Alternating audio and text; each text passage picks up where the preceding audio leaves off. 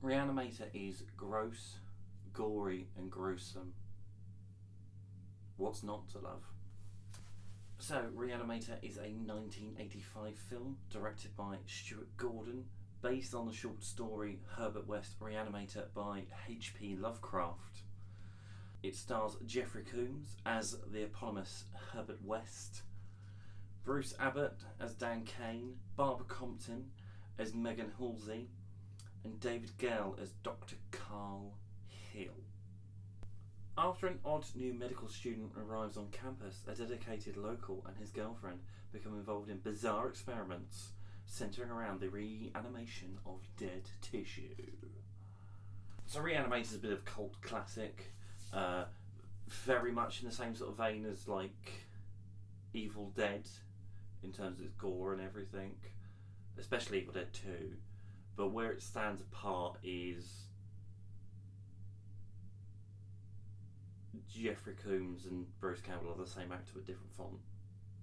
Overall, the film is quite a schlocky horror film. It's incredibly gory. I've forgotten how gory it was. It's pretty disgusting. I really enjoy that part of it, to be entirely honest. But mostly, it's interesting to watch. It's very much in the 80s. It's a very 80s film. The colours really pop. It's such an enjoyable experience with the colours and just how much they pop. Compared to a lot of films nowadays, which it feels like they're very monochrome on a very saturated colour base, Re-Animator is such a palette cleanser comparatively. The reds and the blues especially pop. Oh, they're gorgeous. Right, and it's something you don't really see as much of nowadays, unfortunately. There doesn't seem to be as much colour to play with. But Re-Animator is so refreshing to watch. And it's hokey and it's camp. And it's just so much fun. Jeffrey Combs, he's brilliant. He's so brilliant. He goes absolutely full force in this film. It's entirely his film. And it just wouldn't work without him. And I couldn't see anyone else doing this role justice. His Herbert West is obsessive, dedicated and brilliant. And screw social conventions. He does not let anything get in the way of that. You really get the idea that he will do the morally... He has some morals, but it's more important they align with his goal than they cross his goal, if that makes sense. He's willing to cross lines for his scientific research. The story is the same but different from the original short story by H.P. Lovecraft. The narrator of this story is a lot more willing to go along with the efforts of Herbert West, whereas in this you feel like he's more of a reluctant party taken along for the ride with this.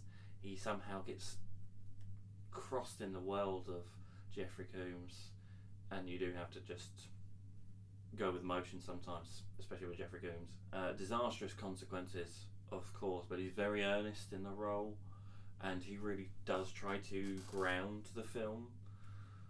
And it works for the most part, but this is definitely a film you watch for just how extravagant, just how out there it can be. Talking of extravagant and out there, David Gale plays Dr. Carl Hill, who is the antagonist of this piece, a very unscrupulous doctor who's only in it for the fame. And he's willing to cross lines that even Jeffrey Combs isn't, Herbert West isn't. But, you know, this is a character that is nothing but seedy. You know from the off, there's something not quite right about this guy. David Gale's very good at it. And it's quite impressive considering for a good chunk of the film, it's just his head, and it's quite funny. Just think about all the times he's given this performance, and he's got to be stuck in the most uncomfortable positions, so it's just his head on screen. All this blood and viscera just pouring out of his mouth. There's so much commitment to the roles in this, and obviously it really wouldn't work without it. If anyone half-asses any role, it doesn't work. The only role that doesn't work so much is the girlfriend role, is Barbara Compton. She's there.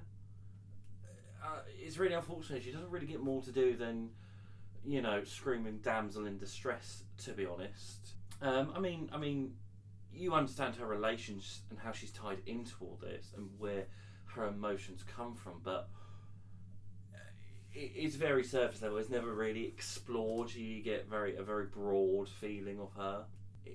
It's a very fun film. It's not that long, so it goes along at quite the pace, and the tension slowly builds. The music's great for that. The main theme is entirely a rip-off of the Psycho theme, and it works. It works really well. You know, you could be inspired by it, or you can just rip it off, and that worked that time. Thankfully, it stays away from one of the more uncomfortable parts of any H.P. Lovecraft story. I'll get into that. But yeah, I thoroughly enjoy this film. If you like hokey camp horror films, if you love a bit of gore and a real love of the genre, then you'd really enjoy this. It's not a perfect film by any stretch of the imagination, but it is just a lot of fun. It's a really fun genre pick for this. I give it a really good 8 out of 10. Wunderbar. No, it's a great watch. It's 8 out of 10. I really recommend it, especially if you're into this sort of genre. Hopefully, I'm going to do more like these ones. Anyway, let me know what you thought below, and don't forget to give me a like, share, and subscribe. I'm not going to get comfortable doing this, am I?